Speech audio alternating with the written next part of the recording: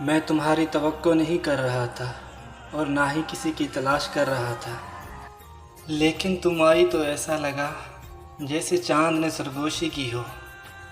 मेरे जिस्म की हर नफ्स मुझसे यही कहती हो कि तुम मेरी ज़िंदगी का हिस्सा नहीं हो, बल्कि तुम ही मेरी ज़िंदगी हो।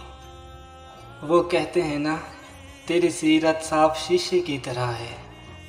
मेरे दामन में दाग हज़ारों हैं, नायाब किसी पत्थर की तरह। मेरा उठना बैठना बाज़ारों में है, मैंने खोया है हर अपनी प्यारी चीज़ को। मैं अपनी किस्मत फिर भी आजमाऊंगा, कोई बचा नहीं खास मेरा ज़मीन पर। तू कबूल करे तो अपने गवाहों को आसमान से बुलाऊंगा।